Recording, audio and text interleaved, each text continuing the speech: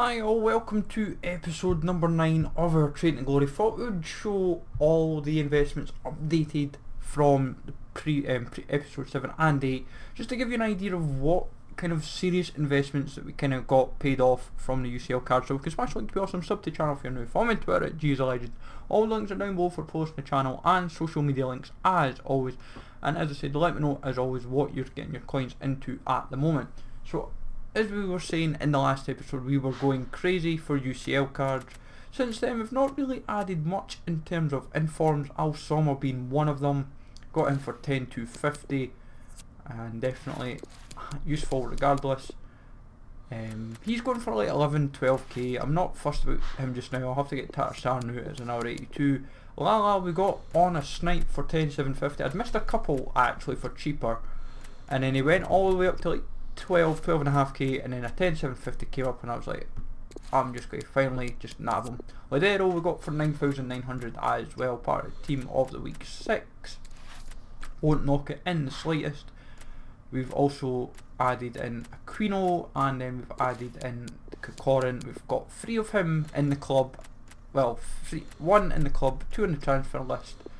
I'm hoping to get a few more in between now and the end of Team of the Week 6, but as you can see we have a ton of UCL cards. What I didn't realise initially was, it took me a little bit of thinking, realising what was going wrong, is it shows you the rares first and then the non-rares. So like or the rares and the commons, whatever you want to call it. So Correa, 1,500 coins we got for. That was on bid, by the way, that wasn't a snipe.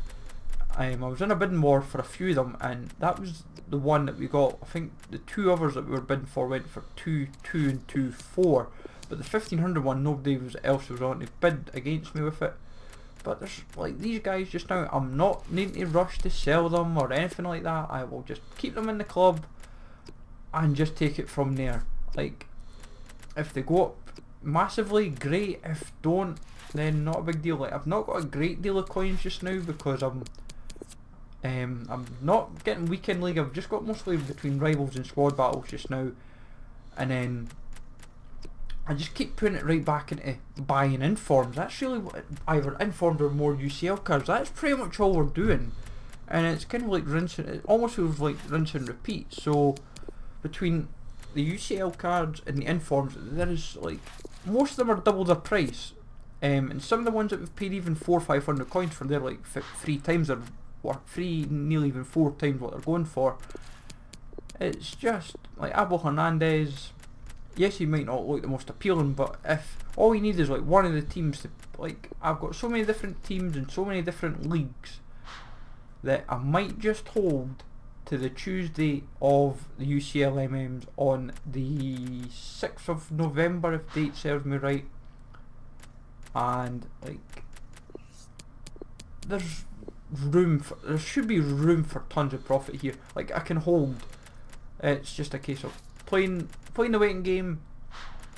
So I would say between what we've got in the club in terms of informs, UCL cards, and then what we've got on the transfer list in terms of informs and UCL cards, we must be getting close to nearly 1 million coins. It'll be like our first million finally hitting FIFA. I might be wrong. I'll have to sit down, see what the spreadsheet says in terms of total spend and then obviously total return. So it'll be fun and games. It will be fun and games when we look at it.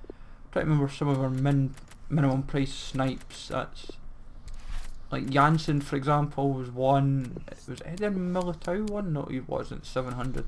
But I'm not going to auction them. Like, it's the way I'm looking at it. The SBCs. If this is like almost like a good rinse and repeat. Like, I've been slow and pedantic this year with trading so far, I will admit. But we're slowly getting there. Like, another Rudy, if that goes to like 10-12k like it did before the UCL SBCs, that could make, like, that's good profit. That would be like 7-8k profit, like, after tax. And like, I'm not expecting that from every card. If I was to get, say, 1,500, we'll just say 1,500 coins for most of the cards that are like the non-rares, then any of the big leagues it might be, say, 3k, then anything that's like 80 to 82, they could be the ones that go, say, 5k plus. That's when it then gets interesting and you'd have to really sit down and work out the maths. But as a whole, between even the cards that we've got just sitting in the transfer list, that's just cards that will just comb away, we'll put in back in the club if we've used them for SBCs. But hopefully you enjoy this, folks. As I said, I'll do a little bit of an updated one from a couple of episodes back. Smash likes as always, sub to the channel for now. Follow me on Twitter, GZLegend. Let me know in the comments, guys, if you've been doing any UCL stuff, and I'll catch you all later.